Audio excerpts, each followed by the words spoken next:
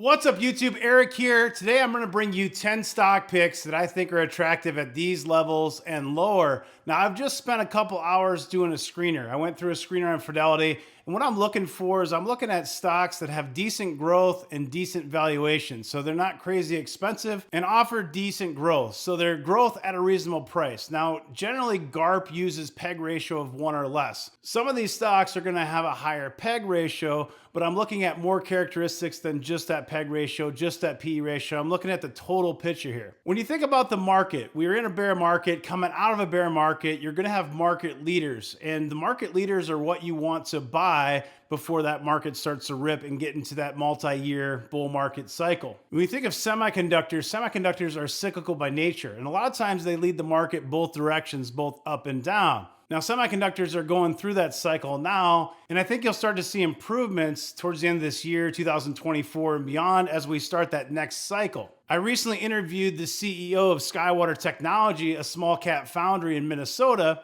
and he was telling us about how their customers are starting to ramp up that process for the next cycle. So you will find a few semiconductor companies on this list, but it is a very diversified list of 10 stock picks. Let's get into it. Now, what's cool about this list is I use a screener to find these stocks, and I own several of these stocks. So it gives me conviction myself for what I already own at much lower levels. Microsoft I've had since around 2012. I bought it in the 30s. And I've been telling you for months under $250 dollar cost average. It's trading a little over that right now at $253. The 52-week low was $213. The 52-week high was $315. It does pay a 1.08% dividend. This is a huge company, a mega cap, $1.87 trillion. And on their last earnings, you can see Microsoft beat by 2 cents. Now, if you use Fidelity, there are a lot of great tools built into the website and the app that can help you explore companies, look at different metrics. You can see dividends over here. Down by earnings here, there's this model the stock using PE ratio. Now, you're never going to buy a stock just off of this, but I like to look at this. This shows you the 5-year average on the PE ratio. So you can see on the left here, 2357. This is a PE ratio. This is a 5-year low. The 5-year high is 47.46 on the PE. The average is around 32. So what this does is it gives you an implied stock price. And it's basically saying that it's trading at fair value right now. So the implied price is $250.82. It's trading around $253. Now, of course, normally you want to buy this when it's on sale. But what I'm trying to do here in this video is find stocks that I think are attractive at these levels and lower. In other words, if you buy it at $250 and you're holding it for 5 years, you're probably going to be pretty happy with Microsoft stock. Now, of course, you already know what Microsoft does. And I like Microsoft for several different reasons. They're trying to acquire Activision Blizzard for their gaming. They've got Azure Cloud Services, which I'm very bullish about. Office 365, ChatGPT with AI chatbots, and so on. So instead of talking about the stock and cover it in detail with something you already know a lot about, what I want to do is look at some more tools on Fidelity to show you some different metrics about Microsoft. So you can see the earnings per share growth projection is negative 11.29%. So the stock could see some more volatility on next earnings report. Now, I like to look at EPS growth. I like to look at different things like forward EPS long term. So you can see the last 5 years is about 29%, and that forward 3 to 5 year estimate is 11.77%. Free cash flow, $59.6 billion. Now, the PEG ratio for Microsoft is 2.37. Ideally, you'd like that 1 or less, but it's really hard to find high-quality companies that are trading at a 1 or less PEG ratio. The price to book is 10.21. Price to sales is 9.18. These are good metrics to look at, even though it has that PE ratio. And if you look at the PE ratio based on next year's estimate, it's at 23.4. And as we've already discussed, the 5-year average is 32. Now, that doesn't mean it has to go to 32. The PE ratio by no means is going to have to follow this, but it's good to just see the historical value and say, is the company still doing well? And if we have a bull market, could this be a market leader and say go back to a 32 PE ratio? And I think the odds of that are probably pretty high. So I look at it at $250 and say, if I'm holding this long term, I think the stock will do really well. I don't think it's going to be a hyper growth stock or anything, but it pays a nice dividend. It's a DGIF type stock, and it's going to make you money, and it's going to outperform the market overall. It's not going to give you a 10x stock in 5 years or anything, but it's a solid company. It's one that you can feel good about when you sleep at night, a swan stock. You know that Microsoft's not going anywhere, and you can feel comfortable, I think, buying it at $250 or less. Another one of my favorites is Tractor Supply Company. This is another DGIF stock. So this is dividend growth investing for FIRE, talking about total growth. So we're talking about growth on the dividend as well as growth on the stock appreciation of the share price. 52-week low was 166, 52-week high was 241. So it's not cheap at $230 today. Dividends about 1.8%. It's a mid-cap stock around $25 billion market cap. On their last earnings, they beat by 8 cents. So that was very good. Now, if you look at that PE model for Tractor Supply Company, you can see the 5-year low, 17.84. The 5-year average is about where it's trading at right now, 22.28. And the 5-year high was 27.71. So again, like Microsoft, you're not getting a huge discount. This implied price is $228, about where it's trading now. But if you look at some of the growth metrics of Tractor Supply Company, it's still very attractive even at these levels if you're thinking about a 5-year or 10-year hold. Tractor Supply Company's free cash flow TTM, $583.6 million. And you can see their cash flow growth rate over the last 5 years, it's just around 20%. So like Microsoft, this does have a higher PEG ratio at 2.33, high quality company. Price to book, 12.33. Price to sales is only 1.79. Out of 36 analysts that cover Tractor Supply Company, we have a buy rating at 2.1. The last 5 years return on investment, 18.35%. If you're not familiar with Tractor Supply Company, the reason that I like this company, a lot of their locations are in rural areas. And the thing about a lot of locations, there's not a lot of options. So they have sort of a monopoly in some of the locations they exist in. They have over 2,000 stores across the United States in 49 states, as well as 178 of these pet scent stores in 23 states. And I think this could be big longer term. A lot of people, when they think of Tractor Supply Company, they think just tractor parts, they think just livestock. It's much more than that. In fact, if you look closely, they sell everything from gifts, toys, recreational clothing, footwear, maintenance products, agricultural, rural. So people in these areas, if they live in rural areas, say they live outside of the city, maybe they're tier 5 type of area. So they're not really a suburb, they're just outside of the city. They might not want to drive all the way in to go to a Home Depot or an Ace Hardware or whatever it might be. This is a combination brick and mortar type of a company that really offers a one-stop shop for people that live in those areas. Plus, what I like about it is a lot of their locations are just outside of those suburbs, so people in the suburbs can drive out and easily access Tractor Supply Company stores as well.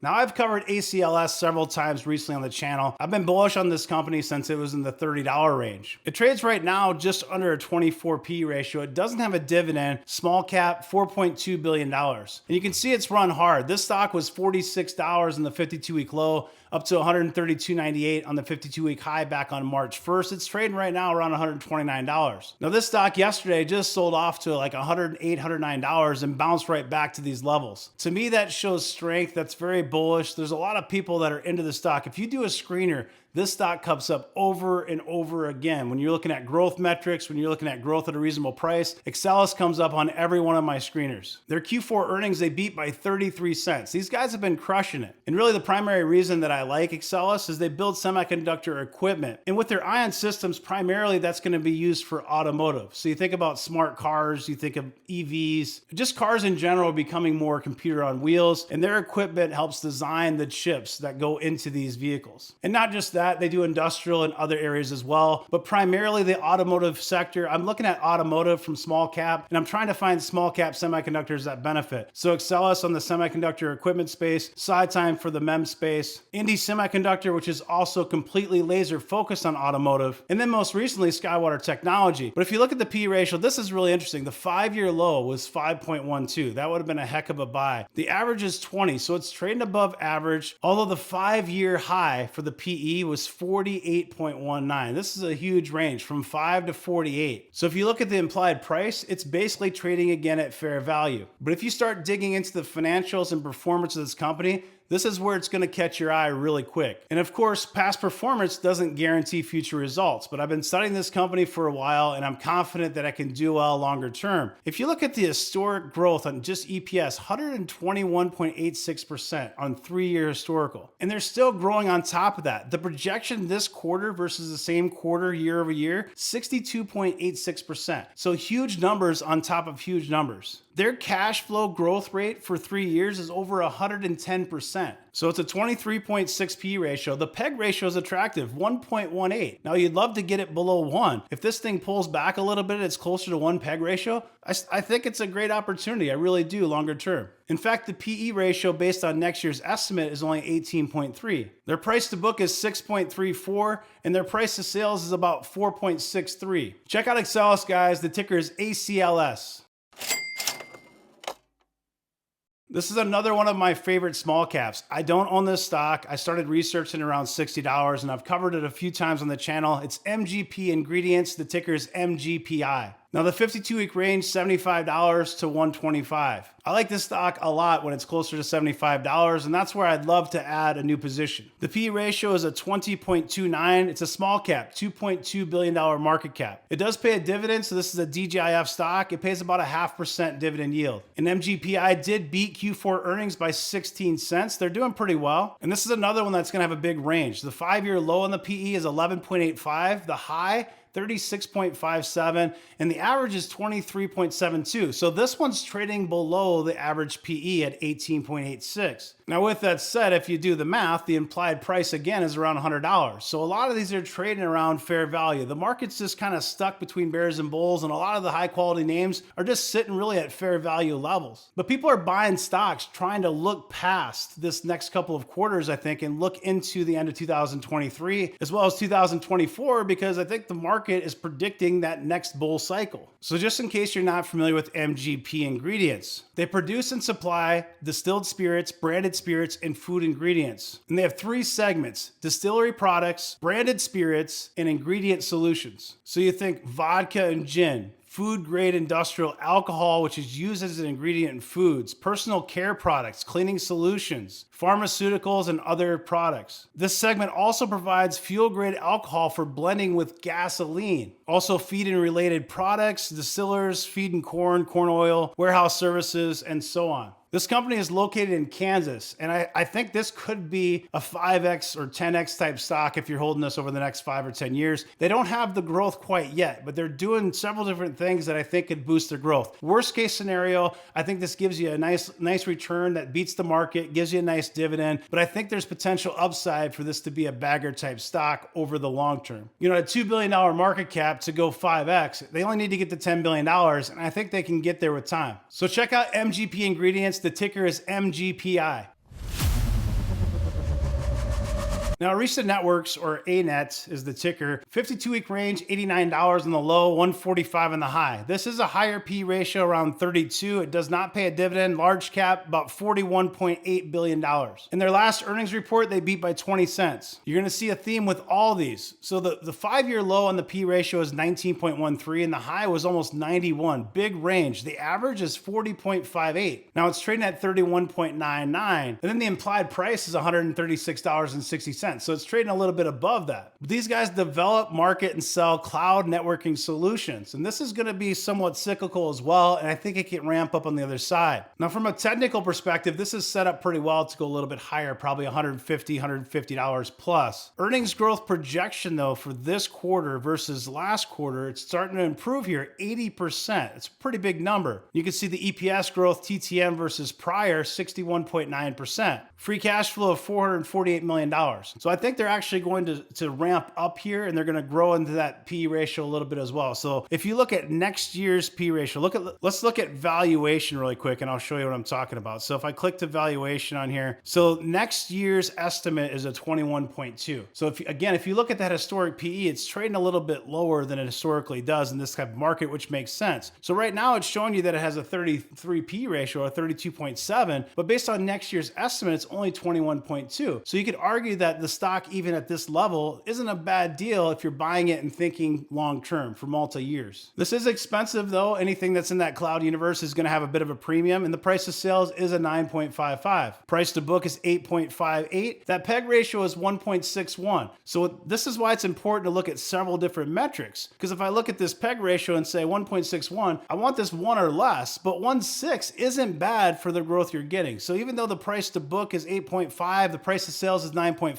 1.55. If you look at future growth projections and you include that in your analysis, now at 1.61, it's a lot more attractive. So check this one out, guys. Ticker is ANET. Now this next stock is Digital Turbine, and it is going to be a spec stock. But if you dig under the hood, the numbers really aren't terrible. The problem is it was a hyper growth stock that completely decelerated, and it doesn't really have a market. In other words, the hyper growth type investors aren't going to buy it, and the value investors don't even know what it is. And this company could see more pressure. This is something when you think of advertising on phones, digital advertising, that's going to get impacted if the economy gets weaker. One of the first things that's going to get cut, of course, is going to be ad spending. We saw that with Google. We've seen it with several other companies as well. This does have a 6% short interest, and they missed their earnings. It's the first stock we're covering today that missed earnings. They missed by 8 cents last quarter. Now, if you look at the 52-week performance, this is down almost 77%. And you can see that the growth has decelerated significantly in many areas. Now, over the last 3 years, revenue growth is up 93%, but Wall Street's about, what have you done for me lately? You can see revenue growth last quarter, quarter over quarter, negative 25%. That's going to hurt, especially when it's in that kind of hyper growth category. But their cash flow growth rate over 3 years is almost 300%. Now, this stock is highly speculative, but it's a micro cap at $1.07 billion. I think much lower. If this gets in the tens, I think it's worth a flyer as a spec play. There's no guarantees in this company. I own some shares of this. It is high risk, high reward, but the fact that it does have a PE ratio and the company is working through growing pains from several different acquisitions, I think this story could come together, especially if you're holding it for 2, 3, 4, 5 years. It could take some time. So check out Digital Turbine. The ticker is APPS, APPS. Now this pick here, I don't think I've ever covered it on the YouTube channel, but several members in Discord do own this. This is called Inmode, ticker is INMD. Now the 52-week range, $20.60 to $43.28. It's trading at $35.58 today. This does have a PE ratio according to Fidelity at 18.19. It's a small cap, $2.86 billion. So there could be some significant upside with this company longer term. They did beat last earnings by 11 cents, and the short interest is about 6.29%. You can see the price performance, it's down about 20% over the last 52 weeks. Now their EPS growth projection is going to be down 28%. Part of the reason the stock has had some pressure and volatility, but look at the overall numbers. The EPS growth, 5-year historical, 68%. Revenue growth over the past 3 years, 42.69%. Free cash flow is $180 million. That cash flow growth rate over 5 years, 78%. These are pretty solid numbers. Now, according to next year's estimate, the PE ratio is 12.1. You could say this is pretty attractive here. Price to book is 5.13. Price of sales is 6.28, which isn't cheap, but it does have that PE ratio. And if you look at the PEG ratio, it's 1.45. So again, we'd love to have this below 1, but at 1.45, it's still fairly attractive for the growth that you get. And this stock certainly could see more volatility. They could have some earnings misses and things. This is, again, long-term investing, so I'm thinking 3, 5+ years of a hold. So check out ticker INMD. Now, I'm actually really excited about this next pick. This is Applied Materials, ticker AMAT. And the reason I'm excited about Applied Materials, it's a solid company. It's one of the largest semiconductor equipment manufacturers, and they've done well for many years. But just this week, they announced they're going to start to come after a part of ASML's business. Now, it's pretty small at first, but it does give me confidence. It makes me more bullish about this company longer term. So when you think of the EUV and lithography that ASML basically has a monopoly on, companies like Applied Materials are starting to develop machinery to come after them a little bit. I don't think ASML is going to go anywhere or anything like that. It just makes me more bullish on Applied Materials than I was a week ago. And so I started looking at this company after I heard that news, and I had 15.87, and I know this company well, and I used to own it, but I started looking at the numbers again. I hadn't looked at it for a while. PE ratio is 15.87. It pays a dividend, kind of small, 0.87% dividend, kind of a DGI, DGIF, kind of a hybrid. It's a large cap, about $100 billion market cap. In last earnings, they beat by 10 cents, hardly any short interest, only 1.22%. Now, if we look at the historic PE ratio on this, the 5-year low was 10.74, the high 27.65, the average is 17.2. So this is trading at a slight discount, not a lot. So the thought here is that the company's already doing well, and maybe with new equipment and a new segment, their business could start doing doing well longer term and maybe boost their growth. It's only down about 11% on the 52 weeks, so it's held up pretty well. This is a pretty solid company, and it's not expensive or anything like that. If we look at the growth metrics, I'll pull this up here. This is going to be pretty solid. I mean, not anything crazy, anything to write home about, but pretty solid numbers. Again, this is more buying a company that already is attractive with a little bit of speculation that maybe the company will grow a little bit more with this new segment. So if we look at valuation, it's interesting. 17.2 is the PE off of next year's estimate. The PEG ratio 1.27. Again, you want it under 1, but it's pretty attractive. Price to book 7.46. Price to sales 3.86. What I think is funny is you hear a lot of value investors talk about like, oh, that company doesn't have any profits and it's a 5, price to sales. If you really just take one metric, like just take PE or just price to sales or whatever the metric is, I don't really think it does justice when you're doing any kind of analysis and trying to figure out a valuation of a company. So you want to look at all these different metrics. This is the kind of stuff that I always do. I generally don't share it on YouTube. I thought I would just do something a little different today and go a little deeper for you guys. So this is on my watch list and I do want to buy this. I'd prefer to buy it less than $115. I think even closer to 100. Now that might not happen if the market tanks. Maybe you can get this like 105, something like that. But even here at $118, trading really a 16P ratio. I think this is a decent stock right here at these levels. If it dips, I think it's an opportunity. Check out Applied Materials. Ticker is AMAT. Now, what's crazy about ALB is I think a lot of people assume it's crazy expensive. This is a 10.97P ratio. It has a small dividends of 0.639%, kind of a DGIF type play, a mid cap around $29 billion. Short interest on this is about 3.45%. They beat last earnings by 34 cents. If you look at the P ratio, the historic P ratio, 5-year low, 9.49. It's trading pretty close to that now. And it says the 5-year high was 220. The average is 46. Implied price around $250, about where it's at now. And this is actually up 31% on the 52-week performance, so it's done pretty well. Check this out. EPS growth, 2,032%. 3-year historical, 65%. 5-year historical, 115%. Revenue growth, 193%. You look at this and say, it's trading at a reasonable P ratio. It has some pretty crazy growth. Why isn't the stock higher? Based on next year's estimates, only 8.7 P ratio. Price to sales is a 4. Price to book is a 3.68. According to Fidelity, the PEG is 0.12. Now, this would fit under that 1, and to me, it looks like a solid buy. I don't know what I'm missing. Drop me some comments below. What am I missing on ALB? To me, this looks like a no-brainer buy at this level, but I have to be missing something. I'm not an expert in ALB. Drop me a comment below. Let me know your thoughts.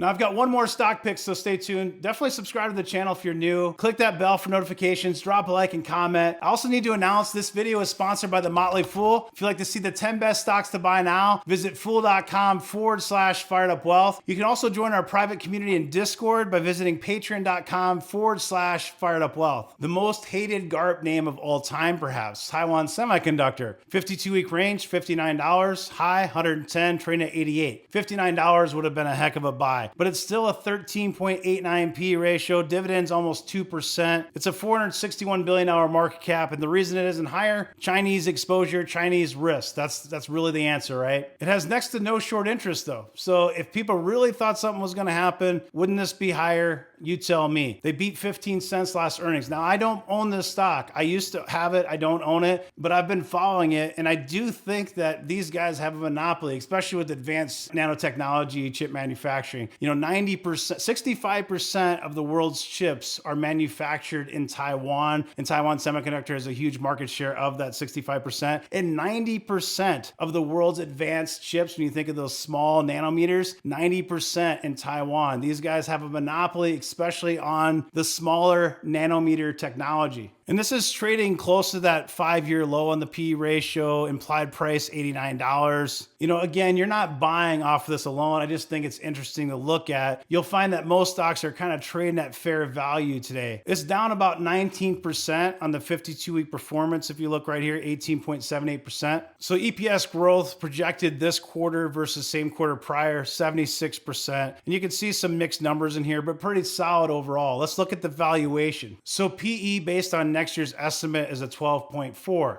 Price to sales, 6.27. Price to book, 4.82. But here's the money maker right here. PEG ratio is 0.65. So if you're looking for a stock that has decent growth, that's not crazy expensive, TSM or Taiwan Semiconductor definitely fits the bill. The one thing you have to address or you have to decide is whether or not you think there's risk with China to the point where you're not going to invest in the company. If it weren't for that, if Taiwan Semiconductor wasn't Taiwan Semiconductor and it was really anywhere else in the world, the stock would be much higher. So that's it, guys. 10 stock picks. Hope you like this video. Drop me a like and comment. Make sure you subscribe. Have a great rest of your day. Take care.